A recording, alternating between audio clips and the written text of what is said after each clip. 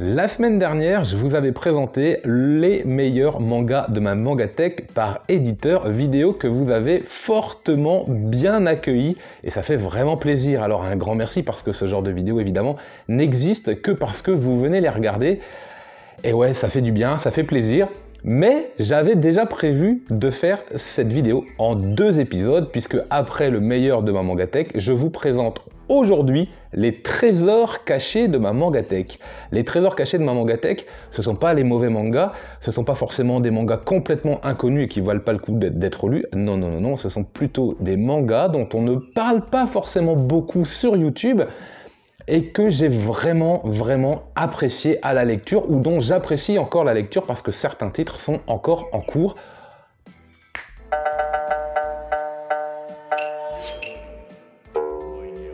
Yo, salut à toutes, salut à tous, c'est Authentique, j'espère que vous allez bien, bon appétit. On se retrouve aujourd'hui, vendredi midi, pour un Weekly Pop Manga avec donc les trésors cachés de ma Mangatech. Et on attaque tout de suite avec peut-être un des titres les plus connus de toute la sélection que j'ai proposée. Il s'agit chez Kiyun de Green Blood. Alors pourquoi j'ai choisi Green Blood? Parce que cet auteur m'a véritablement mis une claque. Ce tome-ci, je l'ai acheté le 1er mars 2014, je m'en souviens très bien pour une raison particulière.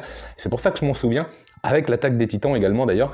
Et j'ai pris une claque. J'ai pris une claque avec Green Blood. Oui, l'auteur, on le connaît pour Beastarius, que l'on voit très souvent apparaître quand même sur les miniatures ou dans le contenu des vidéos, et également Rainbow. Mais Green Blood, on n'en parle pas des masses, et pourtant Green Blood, c'est excellent. C'est un manga western avec une ambiance boueuse, il pleut, on marche dans la gadoue là, vous savez ces rues qui n'avaient que des planches pour pouvoir passer d'une maison à une autre, d'une rue à une autre, et la plupart du temps c'était juste de la terre et forcément c'était souvent très gadoueux. C'est dégueulasse. Il y a un jeu d'autorité qui se pose, ceux qui ont le pouvoir l'ont et font ce qu'ils veulent avec. Donc automatiquement on a des injustices sociales, des injustices physiques, des injustices charnelles, bref.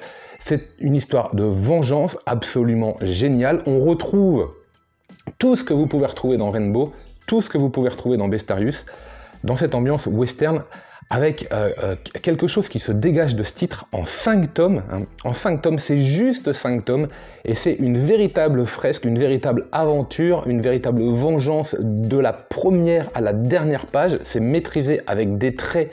Mais moi, j'adore cet auteur. Vous voyez cette cover-là ? Et ben c'est comme ça à l'intérieur. C'est comme ça à l'intérieur du début à la fin. Génial. On va passer maintenant chez Casterman avec un manga très vintage, full color, en 2 tomes que j'ai particulièrement apprécié parce que j'aime cette ambiance un petit peu vintage et je trouve que c'est un manga à lire et à découvrir. Comet Girl, avec pas mal de références évidemment au titre des années 80, déjà par l'univers puisqu'on évolue dans un space opéra façon Goldorak, façon Cobra. Voilà, il y a pas mal de références à cet univers-là. On peut aussi y trouver du Dragon Ball, par l'ennemi un peu cochon qu'il y a, on a l'impression de voir au long, surtout qu'il peut se transformer. C'est vraiment très sympa. Alors oui, c'est en 2 tomes, oui, on se prend pas la tête, c'est full color. Donc c'est effectivement un peu plus cher à l'achat, c'est un manga je pense qui est encore disponible. Si vous avez un petit faible pour les mangas des années 80, ça marche très bien, Comet Girl, et je vous le dis, je vous le redis, c'est en 2 tomes avec une bonne aventure, une bonne ambiance, tout ce qui fait qu'on lit un manga, tout ce qui fait qu'on aime le manga en vérité. On passe maintenant chez Imo Édition, et chez Imo Édition il fallait absolument que je vous parle d'un auteur complètement pété. Mangataro avec Heartful Company, ça c'est une satire sociale avec des traits absolument immondes, mais c'est génial à lire. Et Heartful Company, on n'en parle pas des masses, pourtant franchement si vous aimez le what the fuck, si vous aimez Mangataro, parce que je l'ai déjà vu apparaître de temps en temps, notamment sur le Discord, ce titre là c'est une vraie pépite de satire. Bon alors je vous le dis, des traits... quand je dis des traits dégueulasses, je vais vous montrer vite fait, on est vraiment dans du trait mais dégueulasse. Sauf que c'est génial à lire. Il y a du running gag à l'intérieur, c'est-à-dire qu'il y a des scènes, il y a un comique de répétition qui s'installe. On comprend pas trop cet auteur. On a l'impression qu'il se fout de notre poire à longueur de temps et en fait ça marche très bien. Donc voilà, si vous avez envie de découvrir Mangataro avec un titre un peu pété, ouais, celui-ci il est très bien. Mythochon Armageddon aussi, mais je crois qu'on est à un level au-dessus encore. Donc puis là c'est du one shot. Donc celui-ci marche très bien. On va passer maintenant chez Delcourt, et juste Delcourt. Pourquoi? Parce que c'est un titre qui n'est pas encore réédité, mais vu comment il y a de la réédition en veux-tu en voilà, je ne serais pas surpris que ce titre réapparaisse un jour dans les rayons, et justement on va en parler. C'est en 15 tomes, c'est une véritable aventure, une espèce de chasse au trésor avec un style très Urasawa-esque, j'ai envie de dire, dossier A.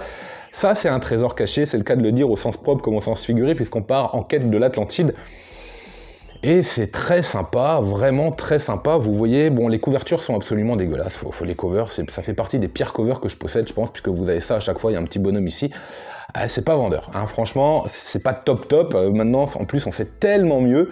Mais l'aventure est très bonne. Et oui, on a vraiment un style à la Urasawa, avec un scénario, avec un découpage scénaristique très sympa. Bon, je sais que les tomes sont relativement rares, mais c'est vrai que l'intégrale se trouve encore et peut se trouver encore à un prix tout à fait acceptable.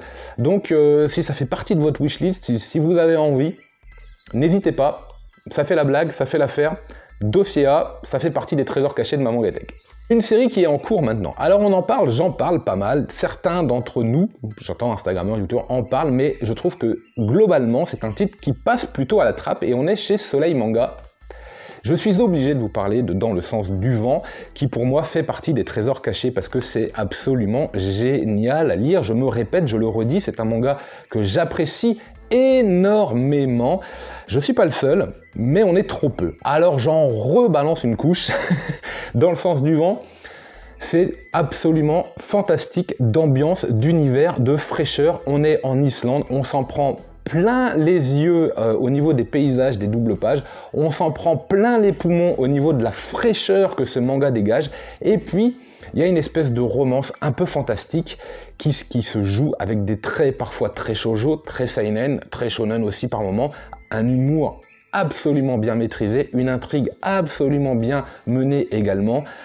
Voilà, on est vraiment baladé avec cette autrice qui est absolument géniale. Dans le sens du vent, ça fait partie des trésors cachés parce que je vous le dis, je trouve qu'on n'en parle pas assez. Je vous le replace un petit peu en avant, c'est chez Soleil Manga, c'est excellent. Alors c'est pas facile, hein, c'est pas facile d'avoir trouvé comme ça une liste de mangas. Peut-être que l'année prochaine je referai cette vidéo et que j'aurai une liste tout à fait différente parce que c'est selon les goûts et les couleurs, selon les sensations du moment. Quand je suis devant les étagères comme ça, à me dire quel manga je vais aller piocher, je regarde. Il faut que ça percute, il faut que ça tilte, et on continue justement chez Delcourt Tonkam ce coup-ci avec une espèce de recueil que j'ai découvert en septembre dernier, Le Jardin des Illusions. C'est génial. J'ai adoré ce titre, je m'y attendais pas, il est superbement dessiné, vous avez des dessins qui sont du niveau de l'atelier des sorciers tout simplement, c'est absolument génial, et ces petites histoires, ces petits recueils là vous transportent dans des univers différents, très agréables à lire, très sympa, et en plus vraiment bien maîtrisé, avec une identité, avec une atmosphère. Voilà, c'est une lecture très agréable et qui en plus par la variété des petites histoires comme ça vous fait passer comme de sentiments différents d'un univers à l'autre. Amateur de one-shot, de recueil, là ça c'est bingo quoi, hein. On continue chez Omake Manga avec une série en 6 titres dont on ne parle pas beaucoup et qui pourtant est une vraie œuvre onirique, psychologique, philosophique, qui laisse pas indifférent, avec une fin absolument géniale, j'ai trouvé. Et voilà, Girls Last Tour, ce sera en 6 tomes, c'est un manga dont on ne parle pas beaucoup. On a une espèce de blame là-dedans. On est dans un univers post-apocalyptique, métallique, avec des structures comme ça, et 2 héroïnes qui, on ne sait pas trop où elles sont, elles arrivent, elles essayent de survivre, et pour survivre, elles essayent de grimper, un petit peu comme des insectes en fait, que vous savez, quand ils sont au sol, hop, ils prennent une tige et ils montent. Là c'est un petit peu pareil, elles sont au niveau du sol, en tout cas elles sont à un niveau défini, et puis on va les suivre pendant 6 tomes, grimper, jusqu'à où, je ne vous le dis pas. En tout cas, c'est assez incroyable, parce que c'est simple d'humanité, c'est simple de réflexion, les personnages sont parfois un peu simplistes, un peu simplettes, et pourtant les questions qu'ils posent sont extrêmement pertinentes et vous amènent à réfléchir sur la situation, sur ce qu'elles vivent, mais finalement sur votre propre condition des fois. C'est pertinent, je trouve, vraiment intéressant, vraiment riche à lire. Girls Last Tour en 6 tomes fait partie des trésors cachés de ma Mangatech. Ensuite, on va remonter le temps une nouvelle fois. J'étais obligé de vous parler de ce manga de baston. Très drôle, mais vraiment très drôle. est-ce que vous m'avez vu venir? En 18 tomes, je crois, c'est Noritaka. Pourquoi c'est un trésor caché? Parce qu'on n'en parle pas souvent non plus, et c'est absolument génial. Tous ceux qui ont lu Noritaka, en tout cas les 10 premiers tomes, parce que c'est vrai qu'après, bon, c'est moins bon, mais c'est génial. L'entraînement est complètement pété, le personnage est complètement débile, il est faible et pourtant il devient tellement fort avec des entraînements tellement what the fuck, mais c'est hallucinant. Ce qui est génial, c'est de voir l'entraînement qu'il fait et à quoi ça va servir pendant les combats. Et en plus de ça, il y a plein d'humour, quoi. Et puis, il a pas de bol, quoi. Il a vraiment pas de bol. Bref, on se régale avec Noritaka. Il faut lire Noritaka quand on aime les mangas. C'est un indispensable à lire. Peut-être pas à posséder, mais il faut l'avoir lu. C'est obligé, c'est pour ça que je le mets dans les trésors cachés de ma mangatech, je vous le recommande énormément. Alors de temps en temps, dans les mangas que je propose, certains sont encore en cours, et puis certains sont terminés, et puis certains surtout sont extrêmement durs à trouver, mais je ne pouvais pas m'empêcher chez Panini Manga de vous parler de Tokyo Magnitude. Alors s'il y a une réédition, foncez dessus, si jamais vous le trouvez, foncez dessus, si vous pouvez le lire en médiathèque, foncez dessus, s'il arrive en numérique, eh ben écoutez, investissez dedans. Pourquoi? Parce que Tokyo Magnitude 8, pardon, va nous parler d'une catastrophe, d'un tremblement de terre à Tokyo, et on va suivre finalement deux personnages qui essayent de survivre. Et ce qui est intéressant, c'est que ça part pas forcément en quenelle. On n'est pas dans du what the fuck. Il y a un événement terrible qui se produit, parce que je trouve que l'auteur a réussi à retranscrire tout ce qui pourrait se passer avec une catastrophe naturelle dans la culture japonaise et avec leur façon de vivre. Et donc on retrouve énormément de choses. De l'entraide, du soutien, un respect des règles, mais évidemment aussi des dérives ou des déviances.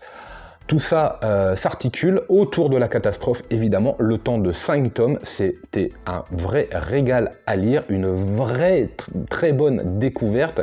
Et lui fait partie des trésors cachés parce que le fait qu'il ne soit plus édité, qu'il soit difficilement trouvable, il a tendance à passer à la trappe, et pourtant c'est un manga que je pense tout le monde recommande. N'hésitez pas si vous arrivez à le trouver. On enchaîne maintenant chez Pika. Chez Pika, j'ai eu du mal parce qu'il y a beaucoup de bonnes séries en vérité, et beaucoup de séries qui sont connues, et puis il y a également énormément de séries qui sont plus connues et qui sont plus éditées, donc c'était assez compliqué. Il y en a une qui m'a particulièrement marqué dès les premiers tomes, et avec laquelle j'ai passé un bon moment. On est vraiment dans du manga popcorn, on est en 11 tomes, et c'est Dolly Kill Kill. Là aussi, si vous avez l'occasion de pouvoir les lire, je vous y invite fortement. Pourquoi? Parce que c'est l'histoire post-apo, assez fantastique science-fiction, d'une invasion. Vous l'avez vu la mouche là? On la voit là. D'une invasion de poupées en fait, de poupées, voilà, tout simplement, et elles sont incroyablement puissantes et incroyablement dangereuses, donc ça part en what the fuck dès les premières pages. C'était excellent, j'ai adoré ce thème, cette ambiance, et en plus ça tient assez bien la route. Alors oui, il y a des combats, voilà, c'est un peu pété, ça se lit plutôt bien, le cerveau il est posé, il est mis de côté, mais on passe un bon moment. Voilà, c'est du manga dans tous ses excès parfois, mais voilà, j'aime bien aussi, donc ouais, c'est un manga que je peux recommander si vous arrivez à le découvrir, et si vous aimez ça, ce genre d'action SF sans prise de tête, plutôt bien dessiné, il y a une certaine violence dans les traits, voilà, ça fait la blague. Dolly Kill Kill, ça fait partie aussi des trésors cachés de ma mangatech. On passe maintenant chez Vega Dupuis, et chez Vega Dupuis, il y a un titre dont je n'ai pas parlé dans les meilleurs mangas de ma mangatech, parce que j'étais obligé de parler Peleliu la semaine dernière, mais donc là, je le mets parce que c'est un manga pareil, dont on n'entend pas beaucoup parler, et qui pourtant, à chaque fois qu'il a été lu par quelqu'un, a fait sensation. Et là, je parle de Natsuko no Sake. Celui-ci, c'est en 6 tomes, c'est épais, c'est vintage, c'est vrai qu'il peut être un peu repoussant, de par son aspect graphique, de par son thème, puisqu'on va parler de la création du meilleur saké de tous les temps. Bon, c'est pas forcément passionnant, les traits sont très vintage, un trait années 80, là aussi, ça peut vous rebuter. Que dire de l'épaisseur? Il y a quand même pas mal à lire, donc le prix est un petit peu plus cher. Là aussi, ça peut être repoussant. Que dire des covers qui sont pas fantastiques, alors qu'au Japon, on avait des pleines pages qui auraient été nettement plus belles. Il faut quand même le dire. Et là aussi, c'est vrai que c'est pas vendeur. Et pourtant, vous êtes véritablement transporté dans cet univers, et vous suivez avec passion les aventures de Natsuko, qui va essayer de créer, pour certaines raisons, le meilleur saké du monde. le temps de 6 tomes, 12 tomes en vérité, hein, ce sont des doubles tomes, et ça se dévore, ça se lit, ça se boit comme du petit lait, non, ça se boit comme du saké en fait, hein, comme du bon saké, et oui, on en redemande, et systématiquement, je ne connais personne qui a lu Natsuko no Sake et qui n'a pas aimé Natsuko no Sake, pourtant on n'en parle pas beaucoup, ça fait partie des trésors cachés à mes yeux de ma mangatech, chez Vega Dupuis, Natsuko no Sake. On va passer maintenant chez Kana. J'ai eu du mal à trouver un titre chez Kana parce que la plupart sont quand même très connus. Et puis il y a un one-shot dont je trouve on n'a pas beaucoup parlé. C'est un manhwa en beau format, donc relativement coûteux également. L'enfant ébranlé, pour moi c'est un vrai trésor dans les one-shots. On ne le voit pas souvent apparaître, honnêtement, et pourtant c'est une vraie pépite à lire. Donc ça se passe en Chine, l'après-guerre, il y a de la pauvreté, il faut vivre, il faut survivre. Parfois il faut magouiller évidemment un petit peu, de quoi se nourrir, de quoi trouver aussi quelques plaisirs. On a de l'école, on a également toute l'éducation, toute la pression de l'éducation qu'il faut respecter. Donc ces enfants sont soumis entre leurs envies et les pressions sociales auxquelles ils doivent obéir. C'est pas simple. Le trait permet de vraiment bien nourrir l'intrigue, l'histoire et l'ambiance, l'environnement et l'époque du manga. Il n'est pas forcément très bien appuyé, comme ça on a l'impression que parfois c'est un petit peu effacé, ce qui vraiment nous donne cette sensation de lire une œuvre qui date d'une autre époque, et ça marche bien, du coup ça rend vraiment service à l'intrigue, au rythme, au plaisir de lecture. Alors c'est un gros format, hein, vous l'avez vu, c'est du Kana, je sais plus trop, c'est du Medin, et bon, on a vraiment un bon manga à lire. Un bon manhwa, pardon, à lire. Vous aimez les one-shots, je ne peux que vous conseiller L'Enfant ébranlé. J'ai adoré, honnêtement, j'ai adoré lire cette œuvre. On passe maintenant chez Akata. Alors Akata, en général, on a tendance à avoir du what the fuck. Bon, voilà. Et puis, il y a une œuvre, comme ça, plutôt sérieuse, assez étrange, un petit côté évangélion, en 4 tomes, assez philosophique également, plutôt triste. Dernière heure, ça va nous parler en fait d'enfants qui sont sur une île, qui résistent à une guerre mondiale, mais avec une espèce d'invasion, on ne sait pas trop, et puis on voit sur cette cover un trait noir, donc est-ce que ce sont des extraterrestres? Il y a un petit côté évangélion, et tous les vendredis de la semaine, à la dernière heure de cours, ces enfants, certains de la classe, sont tirés au sort et partent sur le front, sur le champ de bataille. C'est tout à fait étonnant. Donc il y a un double sens à dernière heure, puisque ça représente la dernière heure d'école de la semaine, hein, la dernière heure du vendredi, évidemment, mais ça peut aussi être leur dernière heure tout simplement, puisqu'ils peuvent véritablement mourir sur ce champ de bataille. La guerre est un motif, est un thème évidemment du manga, mais on ne la prend pas en pleine poire. Voilà, on n'y a pas forcément accès, c'est tout ce qui se passe avant et après, s'il y a le retour ou non de ces fameux enfants qui reviennent du coup le lundi en classe s'ils sont encore en vie. C'est assez perturbant, c'est assez violent en fait, vous prenez cette réalité en pleine tronche, et puis bah voilà, l'histoire en 4 tomes s'articule pas mal du tout franchement. On a un bon récit avec une autrice qui est à découvrir. Dernière heure, c'est à lire, c'est à découvrir. Je pense que ça peut vous plaire, et moi, ça fait partie de ces trésors cachés de ma mangatech, parce que j'ai été très surpris à la lecture de ce titre qui paye pas de mine et qui est pourtant très agréable à lire. On continue maintenant chez Kaze avec un gros shonen. Vous allez mais ça c'est pas un trésor caché, c'est connu.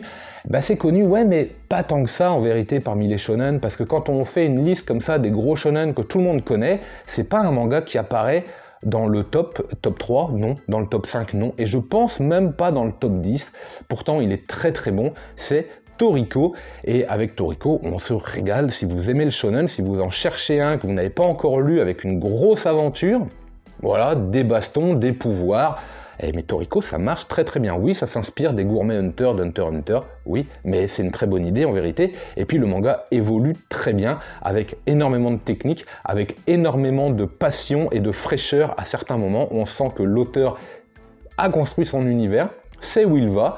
Ouais, on a de la bagarre très caricaturale avec des pouvoirs comme, voilà, comme on aime en avoir dans ce genre de manga, et ça marche. Alors je crois que c'est en 43 tomes, il me semble, c'est assez long, mais voilà, si vous voulez vraiment vous lancer dans un shonen que vous ne connaissez pas, dans ce genre comme ça, aventure, baston, hein, c'est bien badass, Toriko, je trouve que c'est un des shonen dont on ne parle pas beaucoup et qui, pour moi, là, et dans mes étagères, se cache un petit peu, et pourtant est excellent à lire. C'est un manga que je vous recommande donc.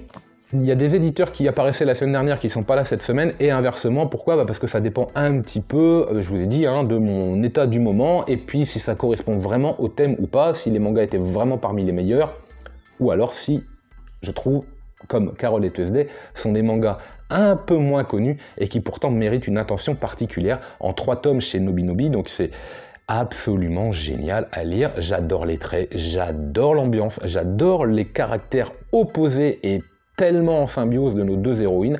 J'adore leur capacité à aller au bout de leurs rêves. J'adore cette idée d'être dans le futur avec une musique qui est inventée par des ordinateurs et plus par des humains. J'adore cette idée que justement ce duo-là va créer sa propre musique avec ses forces et ses faiblesses, avec son humanité, et va essayer d'exister dans ce monde très superficiel, très aseptisé de la musique, mais pas que ça en fait, en vérité, très aseptisé tout court. 2 héroïnes diamétralement opposées, tant dans la culture que dans le physique, vous voyez, et pourtant tout les rassemble. Ça c'est génial d'intelligence, parce qu'il y a énormément de messages en 3 tomes dans ce manga, mais vraiment plein de messages qui passent à travers la musique, à travers les relations sociales, à travers la passion. C'est incroyable à lire, de fraîcheur, d'envie, de dynamisme, et je me suis régalé avec pourtant un manga musical, et les mangas comme ça qui parlent de musique, c'est pas forcément ma tasse de thé. Je trouve très compliqué de retranscrire de la musique dans des pages, et ça marche.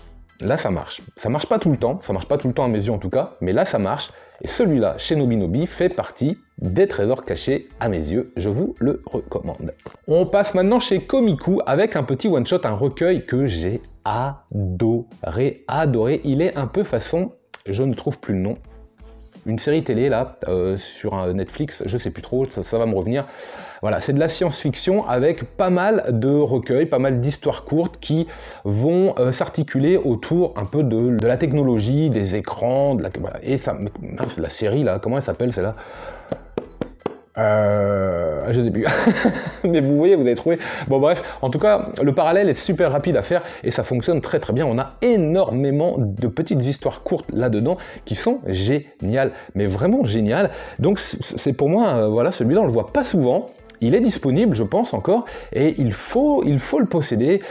En tout cas, parmi les petits one-shots, parmi les petits recueils, vous savez que j'aime bien ces recueils avec la sensation que ça dégage à chaque petite histoire, et celui-là fait partie des meilleurs que je possède. Donc j'étais obligé de vous le placer. Instant d'après, donc chez Komiku, avec un auteur qui commence à être connu et reconnu, et honnêtement, le trait est très agréable, l'intelligence des petites histoires comme ça marche très bien, on est un petit peu baladé là-dedans, et franchement oui, on passe un très bon moment de lecture.